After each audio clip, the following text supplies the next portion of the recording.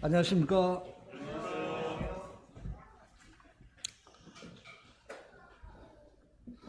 무더위를 어떻게 지내고 계십니까? 혹시 영양 많은 탕이라도 드시고 보내시는지 모르겠습니다.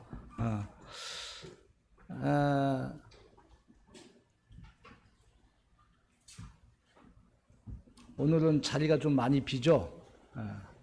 아마도 휴가철이라서 떠난 가정도 있는 것 같아요. 혹시요, 늑대 무리에 대해서 좀 아시는 분이 있나요? 늑대가 사람에게 좋은 동물인가요? 나쁜 동물인가요? 요즘은 우리 늑대를 구경하기가 쉽지 않죠.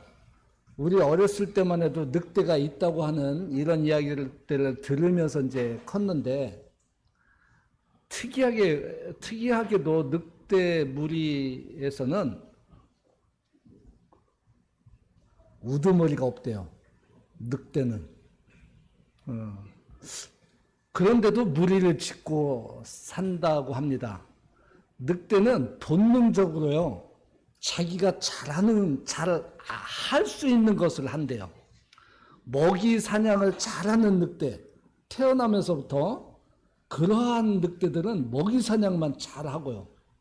또 어떤 늑대는 새끼들을 잘 이렇게 돌보는, 그래서 새끼를 잘 돌보는 일을 한대요. 서로 경쟁하지 않는데요. 이 늑대 무리는 자기가 잘하는 것을 본능적으로 한대요. 본능적으로. 혹시 수컷 늑대를 잡는 방법을 들어보신 적 있나요? 수컷 늑대를 잡을 수 있는 비법은, 암컷 늑대를 잡으면 수컷 늑대는 아주 쉽게 잡을 수 있대요. 본능적으로 이 수컷 늑대는 암컷 늑대를 보호 본능하고 이렇게 돌보고 보호하는 이러한 본능이 있대요. 그래서 암컷 늑대가 어떠한 위기에 처해 있으면은 자기 몸을 희생한대요. 그 암컷 늑대를 위해서. 그래서 그냥 잡혀준대요. 암컷 늑대가 사람에게, 인간에게 잡히면 그냥 그 근처로 가서 잡혀준대요. 또 수컷 늑대는요, 처음부터 새끼들을 양육하는 본능은 없대요. 근데 암컷 늑대가 주로 새끼를 낳고 양육을 하는데, 수컷 늑대가 먹이를 사냥해서 그 암컷 늑대와 새끼를 먹인답니다. 그러다가 이제 그 암컷 늑대가 죽잖아요. 그러면 이 새끼들을 다 양육한대요. 그 새끼들을 먹잇감으로 사냥해서 다 이렇게 양육하고, 새끼가 어느 정도 크면은 그 다음에는 암컷 늑대가 죽은 곳에 가서 굶어 죽는데요. 이 늑대의 본능이라고 어디 기록되어 있더라고요. 그리고 늑대는요, 이 본능적으로요, 자기를 키워준 어미 늑대한테 수시로 가서 이렇게 뭐라고 할까요?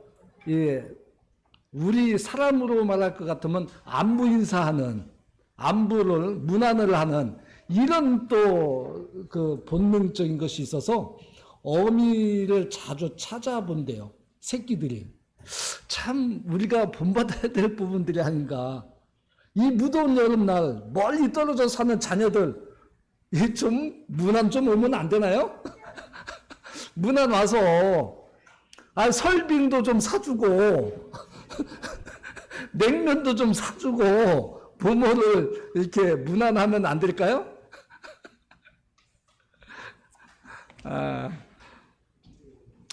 이렇게 저렇게 살다 보더라도 우리 인류 사회는요, 참 고달픈 인생 같아요. 고달프게 사는 것 같아요, 하루하루. 또 해마다 반복된 계절 속에 살지만 고달픈 인생이 아닌가 싶어요. 그런데요, 고달프면서도 우리에게는 또 즐거움이 있잖아요. 행복이 있잖아요. 그래서 그 고달픔을 잊어버리고 살 수 있는 거예요. 만약에 매일매일 고달픈 삶만 있다고 한다면 우리가 무슨 즐거움이 있어서 살겠어요? 내일을 볼 수 없잖아요. 근데 우리에게는 그러한 즐거움이 있고 행복이 있어요. 이것은 우리 가정에서도 그러하다고 하는 생각을 해보게 됩니다. 우리가 이 교회에서 주님의 이름으로 구원받은 성도들이 모이는 이 교회를 우리는 뭐라고 합니까? 식구라고 이렇게 종종 표현해 왔잖아요. 근데 어느 순간부터 이 가족 식구라는 개념을 점점 잃어버리는 것 같아요. 잃어버리고 사는 것 같아요. 화목하고 또 사랑하고 또 서로 더불어 사는 이러한 그런 관계들이 점점 옅어져 가는 것 같아요. 참 아쉽게도요. 근데 실제로 대부분의 이 모임들을 보면 그런 것 같아요. 오늘 이제 저는 고넬료라고 하는 사람을 주제로 해서 좀 말씀을 나누고자 해요. 먼저 제목을 제가 정해봤는데 유대 온 족속이 칭찬한 고넬료. 사도행전 10장 22절에 유대 온 족속이 칭찬한 고넬료라는 주제를 가지고 말씀을 교제하려고 합니다. 먼저 사도행전 10장 1절 좀 읽어보도록 하겠습니다. 제가 좀 읽을게요.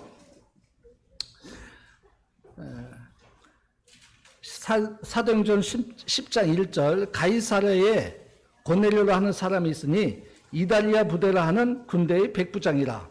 그가 경건하여 온 집안과 더불어 하나님을 경외하며 백성을 많이 구제하고 하나님께 항상 기도하더니 하루는 제9시쯤 되어 환상 중에 밝히 봄에 하나님의 사자가 들어와 이르되 고넬료야 하니 고넬료가 주목하여 보고 두려워 이르되 주여 무슨 일이니까? 천사가 이르되 내 기도와 구제가 하나님 앞에 상달되어 기억하신 바가 되었으니 내가 지금 사람들을 욥바에 보내어 베드로라 하는 시몬을 청하라. 그는 무도장이 시몬의 집에 유숙하니 그 집은 해변에 있다 하더라. 마침 말하던 천사가 떠나매 고넬료가 집안 하인 둘과 부하 가운데 경건한 사람 하나를 불러 이 일을 다 이루고 욥바로 보내니라.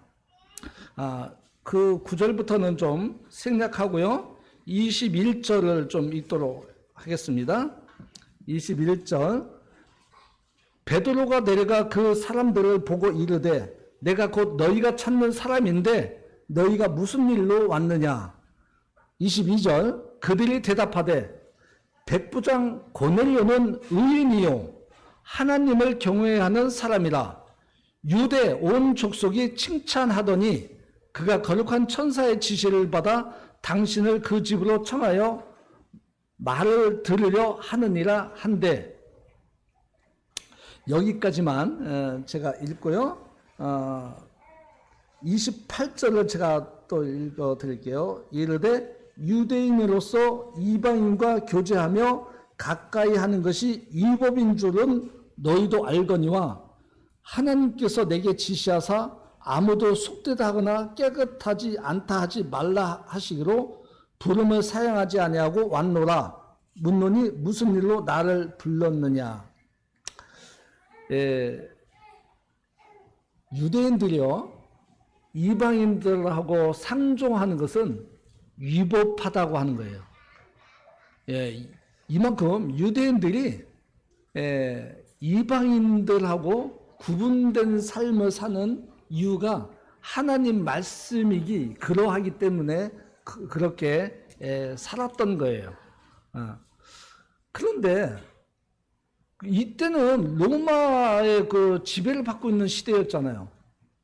그런데 유대인들이 로마로부터 존중을 받는 이런 내용들을 볼 수 있어요. 고넬료는 어떤 사람입니까? 백부장이잖아요.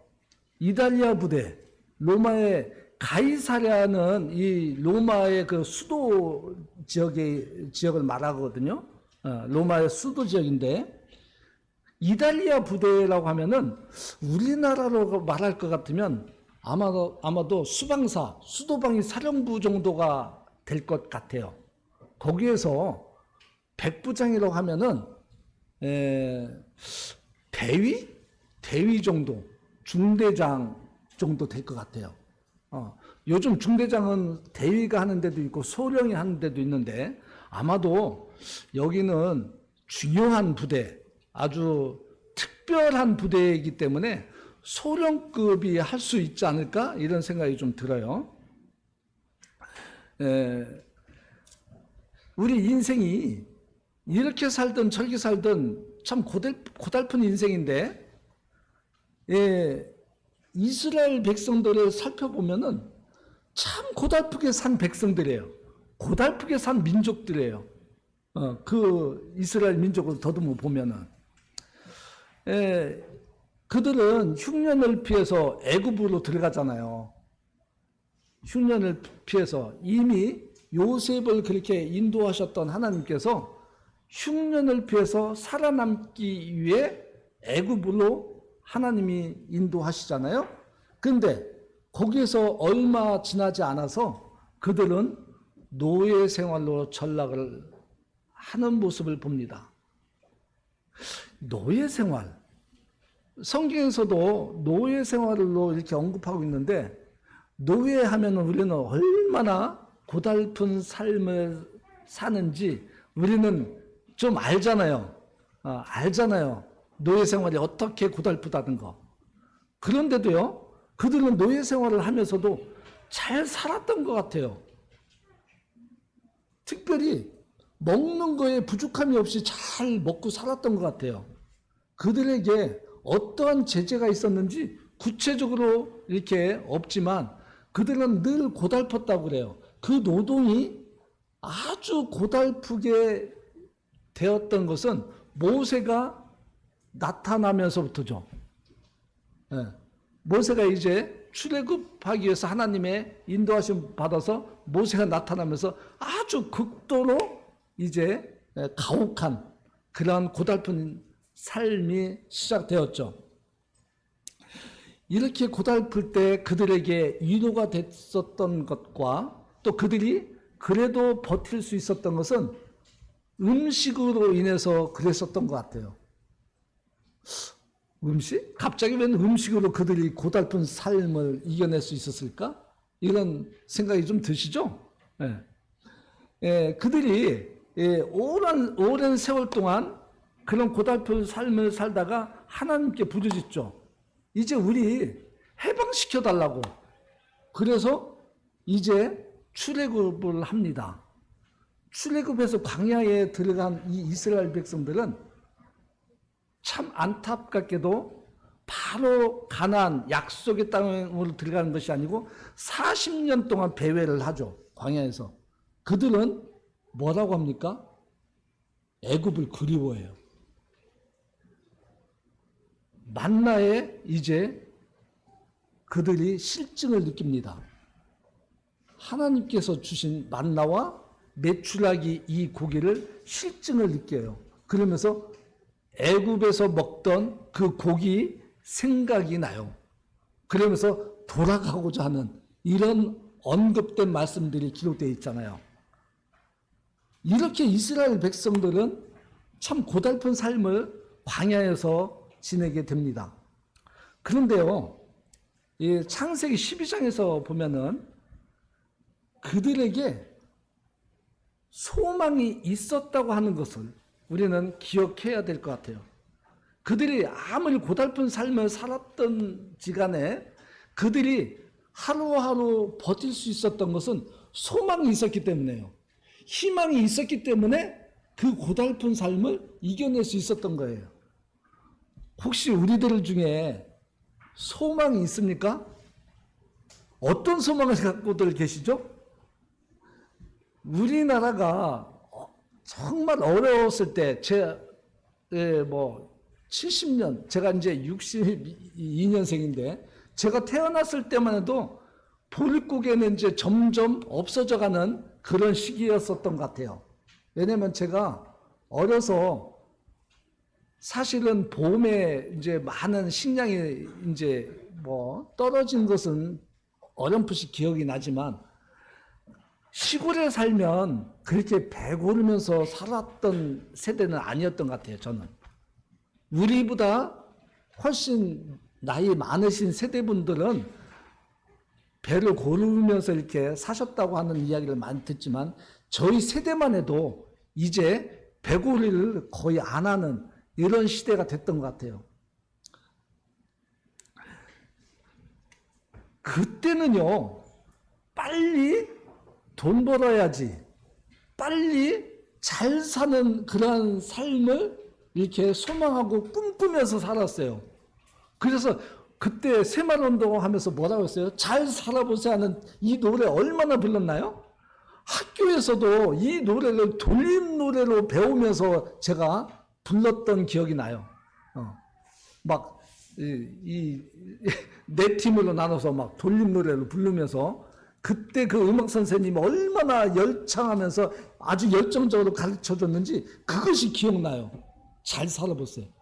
그러면서 그때 유행했던 노래 혹시 기억나요? 저 푸른 초원에 그림 같은 집을 짓고. 그때는요, 이게 소망이었어요. 꿈이었어요.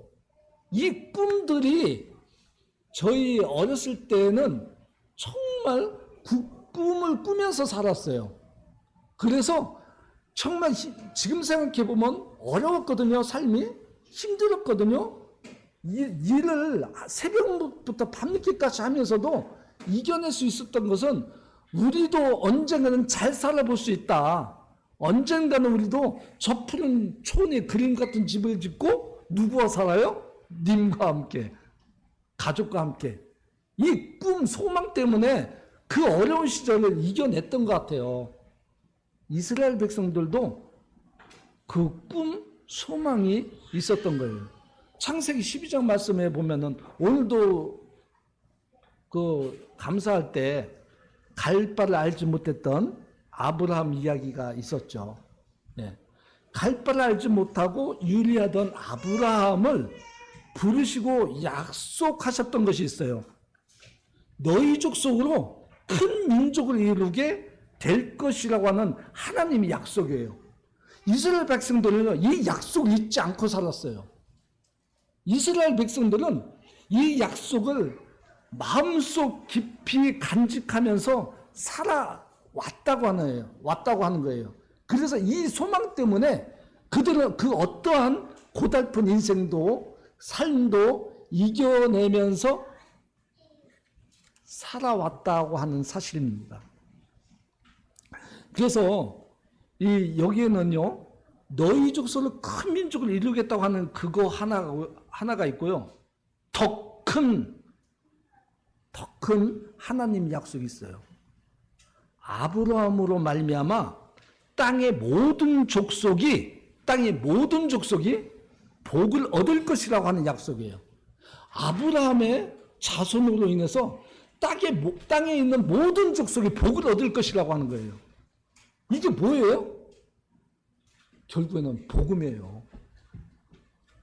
이 땅에 그리스도가 이 일을 복되게 하실 거라고 하는 이거예요. 그거 말고 그들은 다른 소망이 없었다고 하는 거예요. 큰 민족을 이루겠다고 하는 그 민족적인 약속과 이 땅의 모든 족속에게 복을 얻게 하려고 하는 이 두 가지 약속, 이 소망 때문에 그들은 존재했었다고 해도 과언이 아닌 것 같아요. 그래서 이제 이 땅에 이 약속하신 이 땅의 모든 족속이 복을 얻을 것이라고 하는 이 약속이 이제 이루어져 가는 모습이에요. 오늘 본문이 이 약속이 성취되어가는 시작이에요.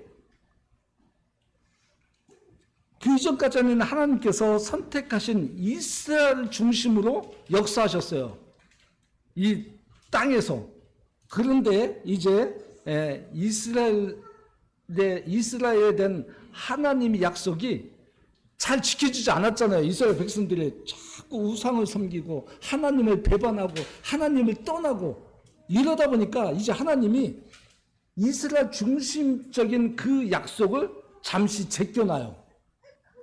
그리고 이제 하나님이 약속하셨던, 아브라함과 약속하셨던 이방인에게로 이제 향하는 그런 계획을 성취해 가시는 그런 모습을 우리는 성경에서 보게 됩니다. 그것이 오늘 이방인 사도로 바울을 부르셨죠. 그리고 이방인들 중에 첫 침례를 받는 사람이 고넬료였어요. 이방인 중에. 근데 고넬료는 누구를 통해서 침례를 받습니까? 베드로를 통해서 받습니다. 그러니까 사도 바울이 이제 이방인의 사도로 활동하기 직전에 그 길을 열어주는 것이 베드로였어요. 베드로가 고넬료에 대한 이러한 초청을 받고 가서 오늘 본문의 말씀대로 이제 온 가족과 그리고 가까운 친척 사람들을 불러다 모아놓고 베드로를 초청했을 때 베드로가 그들이 준비가 됐어요. 그래서 성령님이 임하신 것을 보고 그들에게 침례를 행합니다. 그래서 이제 시작이 돼요. 그래서 오늘 저는 주제를 유대 온 족속이 칭찬한 고넬료라고 이렇게 저는 정한 이유가 이제 사도행전은 누가복음을 쓰고 나서 두 번째 쓴 책으로 이렇게 모든 성경학자들이 이의 없이 그렇게 말합니다. 누가라는 사람이 누가복음과 사도행전, 그래서 이 누가복음에 이어서 이렇게 기록하고 있는데 예수님을 따르는 사도와 제자들이 예수님께서 죽으시고 부활하시고 승천하신 이후에 어떠한 일들을 했는지 상세히 기록한 것이 사도행전이에요. 예수님이 죽으시고 부활하시고 승천하신 그 이후에 이 상세한 내용들을 이제 사도들의 그런 행적들을 기록한 것이 사도행전이죠. 그래서 사도행전 지금 우리가 10장을 읽었잖아요. 그 바로 앞장 9장은 무슨 내용인가요? 9장은요. 주의 제자들에 대해서 위협과 살기가 등등했던 바울이 등장해요. 이 바울이 이 위협과 살기가 등등했다고 표현해요. 그가 다메섹으로 가는 그 도상에서 우리 주님을 만나잖아요. 이렇게 사도 바울의 그러한 일들을 기록한 다음에 10장의 고넬료 이야기를 기록하고 있어요. 그러니까 이방인 시대가 열리는 그 9장부터 10장까지 이어지는 것은 이제 우리에게 잘 설명해 주는 대목인 것 같아요. 그리고 이제 바울은 그 이후에 주님을 만난 이후에 소아시아와 유럽과 또 유대인들과 이방인의 사도로 불려서 그 활동을 했지만 사도 바울은 유대인들에게도 복음을 엄청 전했거든요. 자기 동족에게 기회가 되면. 그래서 유대인들과 이방인들에게 복음을 전하는 과정들을 이제 사도행전에 상세히 기록하고 있는 것을 봅니다. 이제 본문으로 돌아가서요. 10장에서 고넬료는 이달리아 부대의 백부장인데 그가 그의 친척과 가까운 친구들을 모으고 베드로를 초청했다고 아까 말씀드렸는데 이 고넬료는 준비된 사람 같아요. 이 고넬료는 유대 온 족속으로 칭찬을 받는 사람이라고 설명하고 있어요. 누가요? 하인들과 그 부하 경건한 사람, 이 사람들이 베드로 앞에 가서 그렇게 고넬료를 소개하고 있어요. 유대 온 족속으로부터 칭찬을 받는 사람이라고 이렇게 소개를 하고 있어요. 이 갈라디아서 1장 16절에 보면 15절부터 보면은 그러나 내 어머니 이태로부터 나를 택정하시고 그 은혜로 나를 부르시니까 그의 아들을 이방에 전하기 위하여 그를 내 속에 태어나시기를 기뻐하셨을 때 내가 곧 혈육과 의논하지 아니하고 이 사도 바울을 이제 세우는 것은 하나님의 아들을 이방인들에게 전하기 위해서 세웠다고 말씀하고 있잖아요. 그래서 사도 바울은 하나님께서 이렇게 부르신 다음에 이제 고넬료가 첫 침례를 받는, 구원받는 이런 상태에 이르게 됩니다. 그럼 고넬료는 유대인이 아니었잖아요. 우리가 분명한 것은 유대인이 아니에요. 고넬료는 이방인 중에 첫 침례자, 첫 구원자였기 때문에. 그런데요. 그런데 그럼 고넬료가 유대교를 개종한 사람이었을까요? 성경에 그 기록이 없어요. 고넬료가 유대교를 개종한 사람이라고 하는 기록이 없어요. 그런데 이 백부장으로서 고넬료는 경건한 사람으로 기록하고 있어요. 의로운 사람이라고 말씀하고 있고 경건한 사람이라고 말씀하고 있어요. 그리고 하나님을 경외하는 사람이라고 기록하고 있어요. 더 나아가 구제하는데 힘쓴 사람으로 기록하고 있어요. 그러면은 이건 누가 뭐라고 해도 유대교로 개종한 사람의 모습 아닐까? 이렇게 생각되어지거든요. 그런데 성경 어디에도 유대교를 개종했다고 하는 이런 근거들이 없어요. 성경학자들도 제가 좀 여기저기 이제 뭐 주석이나 이런 걸 찾아봐도 유대교로 개종했다고 하는 내용들이 없더라고요. 분명히 이게 중요한 부분 같은데 그러함에도 그가 하나님을 섬기는 사람이 됐어요. 하나님은요, 이런 사람을 찾는 것 아닌가 하는 생각이 들 정도였어요. 하나님에게 조금이라도 관심 있는 사람들을 찾아서 성령님을 보내주시는 것이 아닌가 이런 생각을 좀 갖게 되었어요, 제가.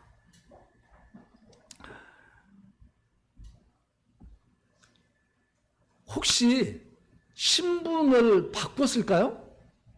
고넬료가 유대인으로? 신분을 바꿀 수가 없잖아요. 이때 로마 군인이 될 수 있는 것은 유대인은 자격이 없어요. 유대인은 로마 군인이 될 자격이 없어요. 신분적으로. 로마의 지배를 받고 있는 이런 상태에 혹 로마 시민권은 얻을 수 있지만 군인은 될 수가 없어요. 신분적으로. 그래서 이 고넬료가 어떻게 이런 사람이 되었을까 정말 궁금해요. 누구로부터 이렇게 하나님에 대한 이야기를 듣고 하나님을 믿는 사람이 되었는지, 이것은 우리들에게 고뇌를 연구할 수 있는 부분이 아닌가 이렇게 생각이 되어지는데 너무 깊이 들어갈 필요가 없을 것 같아요. 왜? 쓸데없는 일이거든요. 언제 누구한테 이거 중요한 것이 아니에요. 다만 고넬료가 이런 사람이었다. 그런데 중요한 것은 고넬료는 1% 부족한 것이 있죠. 이때 주 예수 그리스도에 대해서 아는 바가 없었어요. 그래서 하나님께서 천사를 보내서 고넬료에게 말씀하시는 거예요. 야, 너가 나를 이렇게 섬기는 거 내가 안다. 그래서 내가 너를 그냥 둘 수가 없어. 그러니 너 요빠에 사람을 보내서 베드로를 좀 불러. 베드로를 불러서 나에 대해서 좀 들어봐. 이렇게 말씀하신 거예요. 쉽게 표현해서. 그래서 하인 2사람과 부하 1사람을 보내는데 경건한 사람을 보내요. 경건한 사람을. 그러면 베드로가 아니고 고넬료는요, 온 가족, 이 집안 사람들이 다 하나님을 이렇게 섬기는 그런 환경에 있었던 거예요. 또한 직장에서 부하 중에 경건한 사람을 보냈다고 하는 것은, 이거는 오늘날 같으면은 갑질한 거죠. 본분을, 군인의 그 본분을 망각한 거죠. 자기 개인 심부름을 시키니까 안 되는 거죠. 오늘날 같으면. 이때는 가능했어요. 우리 군 생활할 때도 가능했어요. 이 지휘관, 상사, 개인 집안일 이거 해주는 거 가장 기본적으로 했어요. 이거 흠이 되는 게 아니었고, 그리고 직장생활 하면서요, 상사들이 이사를 하면 새벽까지 가서 이사를 도와주는 그런 분위기 있었어요. 이거 흠이 아니었어요. 왜요? 이런 문화였기 때문에. 이게 뭔가 알죠? 이런 사람이 출세한다니까요.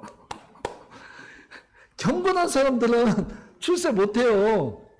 진급 못해요. 어쨌거나 그때는 이러한 것들이 허용됐어요. 고넬료는 아마 부유한 사람의 그런 가정이었던 것 같아요. 왜요? 하인을 2씩이나 보내요. 하인을 둘 정도. 그때는 노예 제도가 있었기 때문에 어느 집이나 조금만 모으면 노예 있을 수 있다고 하지만 노예를 2씩이나 보내고 또 일하는 사람이 있었다고 하는 거예요. 고넬료 집안은 좀 부유했었던 것 같고, 또 비록 백부장이었지만 그 부하들이 이 고넬료 말을 잘 따르는 경건한 사람들이 있다고 하는 것은, 이 직장에서, 이 군대에서 고넬료는 존경받는 사람 같았어요. 하나님을 믿고 하나님을 경외하는 사람이고, 또 구제하는 일을 이 부하들이나 하인들이 보았던 것 같아요. 그래서 존경을 한 몸에 받는 이런 사람이었던 것으로 보여져요. 저는 사실 이 말씀을 할까? 하지 말까? 이런 고민이 좀 있었어요. 말씀을 준비하면서. 왜냐하면 사람은요, 다 똑같거든요. 제가 뭔가 좀 떨떠름한 것은 피해가려고 하는 것이 본능적으로 있어요. 제가 부족한 것을 감추면서 막 이렇게 막 포장해서 말씀을 증거하는 거, 정말 우리 신앙 양심상 이게 걸리는 거거든요. 예를 들어서 나는 도덕적으로 좀 너무나 형편없는 사람인데 도덕적으로 살라고, 나는 정말 신앙적으로 형편없는데 좀 바른 신앙으로 살라고 이렇게 말하기가 사실은 우리는 신앙 양심상 걸리거든요. 그래서 저는 이 고넬료를 이렇게 묵상하면서 준비하면서 나는 아내로부터 또 자녀들로부터 또 이 우리 손주 유람이로부터 어떻게 보여주고 있을까? 나는 어떤 사람으로 비춰지고 있을까? 이런 생각을 해봤어요. 고넬료가 이 가족, 이 가정에서 이 얼마나 존경받는 사람일까? 이런 생각을 하면서 그래서 이 대목을 사실은 자신이 없었어요. 제가 부족한 사람이란 거 제가 아니까. 그리고 제가 하나님을 많이 경외한 사람 같진 않아요. 제가 제 자신을 볼 때. 그래서 이러한 부족함을 가지고 있기 때문에 정말 성도들에게 경건하게 살고 하나님을 경외하는 성도들이 되라고 이렇게 권면하고 말씀을 드린다는 것이 참 제 자신이 자신감이 없는 것은 솔직한 제 마음이에요. 그런데 제가 용기를 낼 수 있었던 것은 하나님께서 저에게 그런 용기를 주셔요. 하나님의 말씀을 대변하는 자다. 네 처지가 어떠하든지 간에 상관없다. 하나님 말씀 그대로 전달할 책임과 의무를 가지라. 이 말씀이 들렸어요. 그래서 제가 용기를 냅니다. 저는 비록 경건이 부족하고 하나님을 경외하는 마음이 부족한 사람입니다만 하나님께서는 이 말씀을 성도들에게 교회에 선포하라고 하시는 거예요.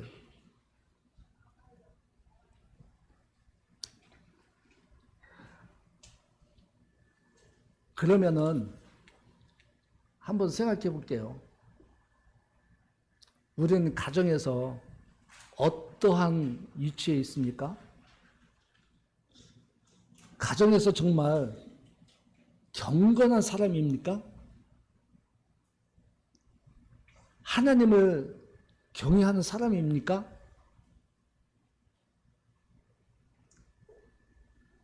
또 자녀들과 아내와 자녀들로부터 이렇게 우리 남편과 아버지는 이렇게 경건하다고 듣고 있습니까? 이렇게 하나님을 경외하는 그런 분이라고 이렇게 인정을 받고 있나요? 우리는 다 부족해요. 다 약점이 있어요. 그러할지라도요, 주님이 우리에게 하신 말씀을 들으시고 그렇게 되도록 해보겠다고 하는 마음의 자세가 하나님께서 바라시는 거 아닐까요? 자, 그리고요, 우리 대부분의 사람들이 생계를 위해서 직장 생활을 하잖아요. 고넬료라는 사람은요, 그 부하 중에 경건한 사람을 이렇게 베드로한테 보내요. 그리고 뭐라고 합니까? 22절 다시 한번 읽어볼까요, 우리? 베드로한테 이제 가요. 그들이 대답하되 백부장 고넬료는 의인이요 하나님을 경외하는 사람이라 유대 온 족속에 칭찬하더니 그가 거룩한 천사의 지시를 받아 당신을 그 집으로 청하여 말을 들으려 하느니라 한데, 의인이라고 말씀하고 있어요. 또 경외하는 사람이라고 말씀하고 있어요. 또 유대 온 족속이 칭찬하는 사람이라고 말하고 있어요.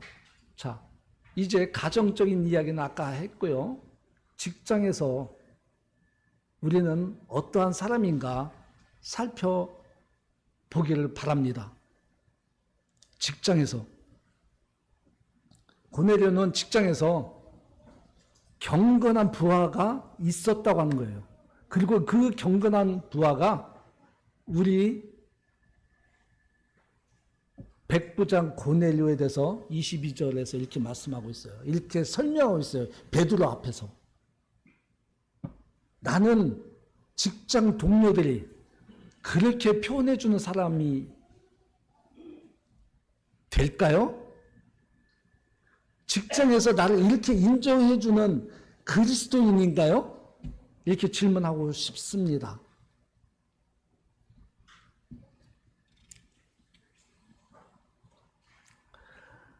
혹시요, 우리 직장 생활하면서 신우회 활동하시는 분 있나요? 직장에서 신우회. 직장마다 종교의 자유가 있기 때문에 직장마다 신우회라는 것이 있어요. 우리 기독교만 있는 게 아니에요. 카톨릭도 있고 불교도 있고 그 외에 다른 여타 종교들도 얼마든지 자유롭게 이렇게 모일 수 있는 그러한 법적인 보장 제도가 있어요. 혹시 신우회로 활동하시는 분 있나요? 직장에서? 왜 안 하죠? 아무도 없는 것 같은데 왜 안 하죠?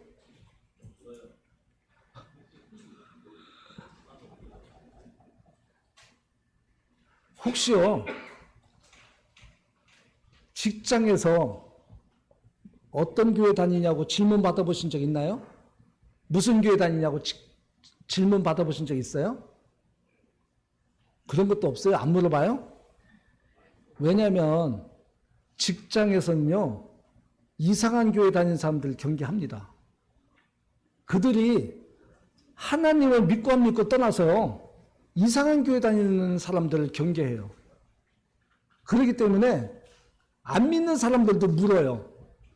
그러면 우리 한국의 큰 교단들에 속해 있지 않는 교회 다니는 사람들을 다 이상하게 여겨요. 그리고 경계를 합니다. 그런 걸 경험하셨나요?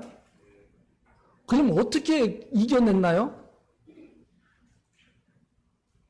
만약에 그 해명하지 못하고 변명하지 못하고 나는 이상한 교회 다니는 사람이 아니다, 이상한 교회가 아니다, 이걸 설명하지 못하면 찍혀요.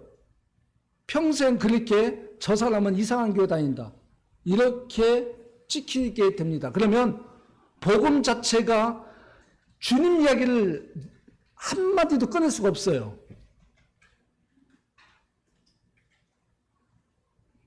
우리 그런 가운데 혹 있다고 한다면 용기를 내셔야 됩니다. 그런데 어떻게 용기를 내서 해명하고 설명하죠? 쉽지가 않아요. 이건 직장 생활을 한 사람들이 느끼는 고뇌예요.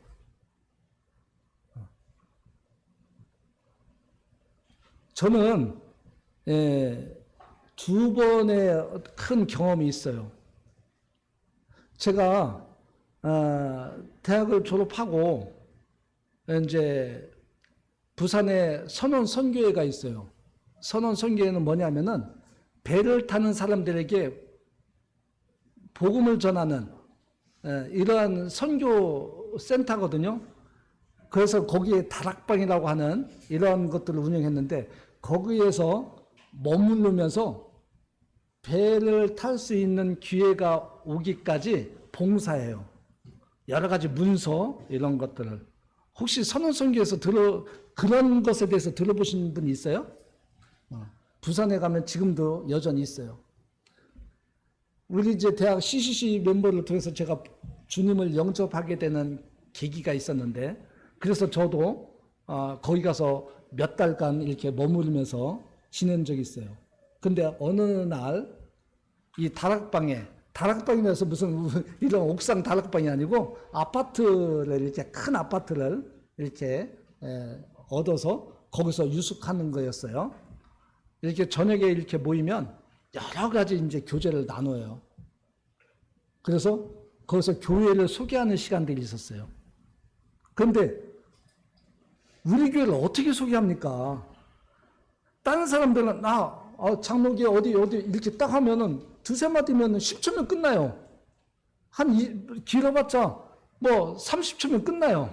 근데 우리는 우리 교회를 소개할 때 어떻게 해요? 거기에서 제가 막 우리 교회를 막 이렇게 막 장황하게 막 복잡하게 막 설명하는데 그때요, 목사 한 분이 그 자리에 있었어요. 그분 이름을 제가 기억해요. 김영삼 목사님이라고. 그분이 제가 말을 막 이어가는데 딱 끊어요. 혹시 그 교회가 목사가 없죠? 그래서 예, 그렇습니다. 있지만 목회자는 있지만 목사는 지금 안 하죠? 그렇다고 하니까 혹시 그 교회 목회자가 강선호 목회자 아니냐고 그래요. 그래서 어떻게 하셔요? 그러니까 그때 끝났어요. 그분이 하는 말이 내가 그 강선호 목회자 그분하고 함께 공부한 사람이다. 그때 신학대학원을 좀 다니셨잖아요. 강선호 형제님이. 그분이 같이 그때 공부를 했던 분이래요. 그렇게 인연이 되더라니까요. 그래서 끝났어요. 그 교회 정말 성경적인 교회다. 저 대신에 그분이 설명을 쫙 해주더라고요. 그래서 이상한 교회가 아니구나. 그렇게 해명돼서 지금도 그때 CC 멤버들하고 교제를 하고 있어요. 지금도. 또 한 번은요. 어떤 일이 있었냐면은 이 직장에서 막 교회를 설명해야 되잖아요. 설명을 못해요. 복잡하잖아요. 우리 교회 설명하려면. 근데 혹시 대전 극동방송이 개국한 해가 언제인지 혹시 기억하시는 분 있어요? 대전 극동방송. 제가 알기로는 1989년도가 아닌가 싶어요. 네.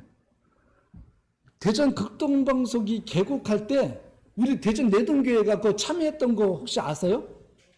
함께 참여했어요. 한복도 입고 막 행사에 참여하고. 그리고 그 개국하면서 매주 월요일 아침 7시 50분부터 10분간 방송 출연한 거 혹시 아세요?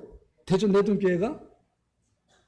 그래서요, 그 방송, 그 팜플렛, 이 방송에 대한 이런 것들 우리 교회에 늘 이렇게 쌓아놓고 그것을 가지고 우리 교회를 소개한 적이 많이 있었어요.